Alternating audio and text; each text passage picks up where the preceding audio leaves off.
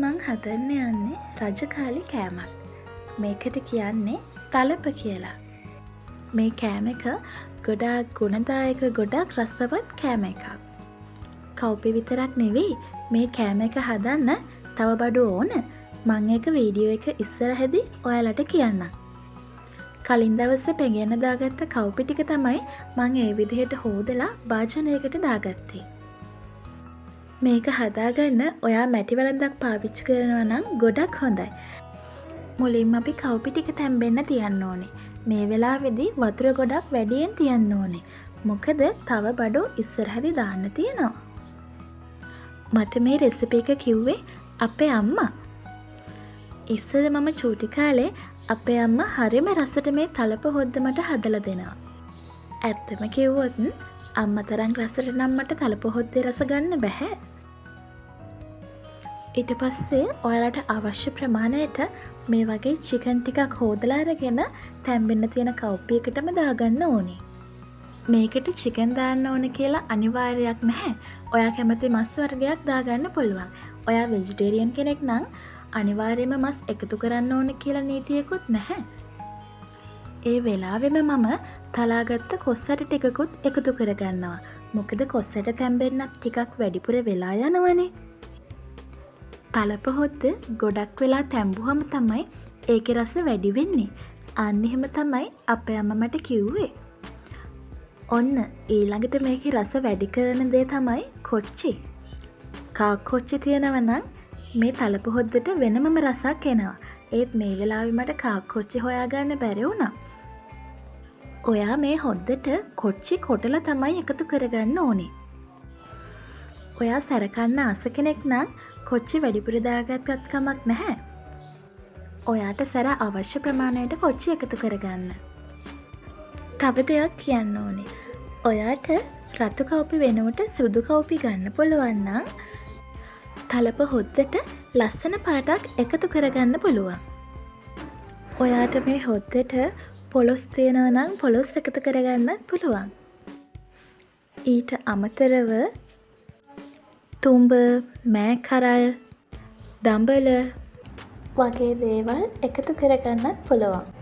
හැබැයි carrot, leeks, ගෝවා, බෝච්චි වගේ නම් එකතු කරගන්න එපා. එතකොට මේකේ ආවේනික රස වෙනස් වෙනවා. තලප හොද්දට දාපු දේවල් තැම්බීගෙන ඉඳි අපි මිටිකිරි ටිකක් එකතු කරගන්නවා. මේකේ මිටිකිරි එකතු කරගන්නකොට ගොඩක් උකුවට නෙවෙයි එකතු කරගන්නේ.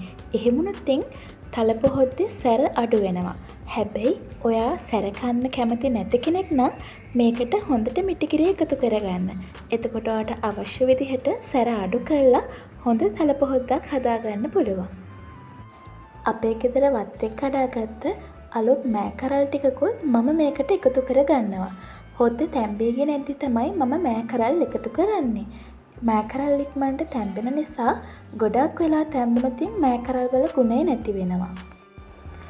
ඔයා ලුණු දාන්න ඕනේ පස්සේ. මොකද කව්පි හැම තැම්බෙන්න වෙලා යනවනේ.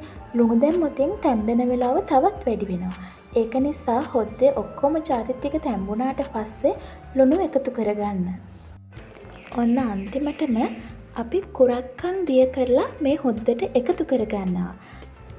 හොද්දට උකු ගතියක් එකතු වෙන්නේ මෙන්න මේ කුරක්කන් නිසා. මේකෙදී ඔයා කුරක්කන් ගොඩාක් එකතු කරගන්න එපා. එහෙම වුණොත් උකු ගතිය වැඩි වෙනවා. කුරක්කන් කැටි වෙන්නේ නැතුව හොඳට දිය කරලා තමයි හොද්දට එකතු කරන්න ඕනේ.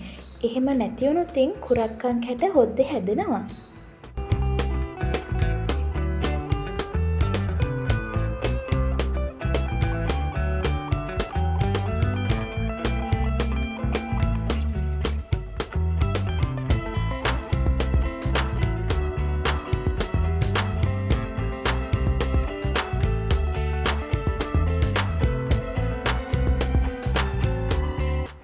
කුරක්කන් එකතු කරාට පස්සේ හොද්ද හොඳට හැඳි ගන්න ඕනේ.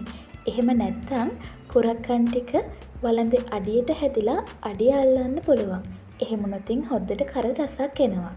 මේ වෙලාවේදී ඔයා ලුණු බලලා ලුණු අඩු නම් ආපහු ලුණු එකතු කරගන්න. ඊට පස්සේ හොද්ද නිවෙන්න ඇරලා ටික වෙලාවකින් දෙහි එකතු කරගන්න. දෙහි බෑයක්ම ඕනේ නැහැ. ඔයාට අවශ්‍ය ප්‍රමාණයට දෙහි එකතු කරගන්න.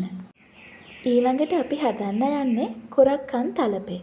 ඒකට ලොකු දේවල් ඕනේ නැහැ. කුරක්කන් පිටි වතුරයි තිබ්බනම් හොඳටම ඇති. ඒකත් මේ වගේ හොඳට කුරක්කන් කැටි වෙන්නේ නැති වෙන්න දිය කරගන්න ඕනේ. හොඳට නටන උණු වතුර එකකට අපි හදාගත්ත කුරක්කන් දියර එක එකතු කරගන්න. හොඳට මතක තියාගන්න කුරක්කන් අමුවෙන් කන්න බෑ. ඒක නිසා හොඳට මේක රත් වෙන්න ඕනේ. එහෙම නැත්නම් ඔයාට බඩේ කැකුමක් එන්න පුළුවන්. ඔන්න ඊට පස්සේ නම් ඔයා කොහේවත් යන්නේ නැතුව මේක හොඳට හැඳි ගන්න ඕනේ. මොකද හරි ඉක්මනට කුරක්කන් ටික ගල් වෙන්න ගන්නවා. මෙන්න මේ වගේ හොඳට තලපය හැදෙනකන් අපි හැඳි ගා ගන්න ඕනේ.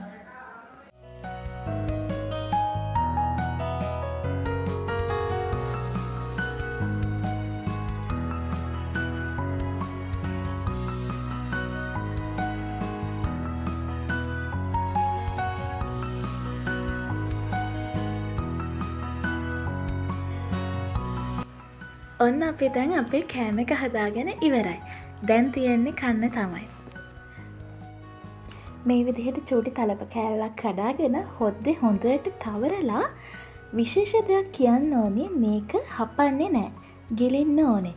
හැපුවොතින් නම් මෙලෝ රහක් නෑ. මොකද කුරක්කන් කියන්නේ රස නැති දෙයක්නේ.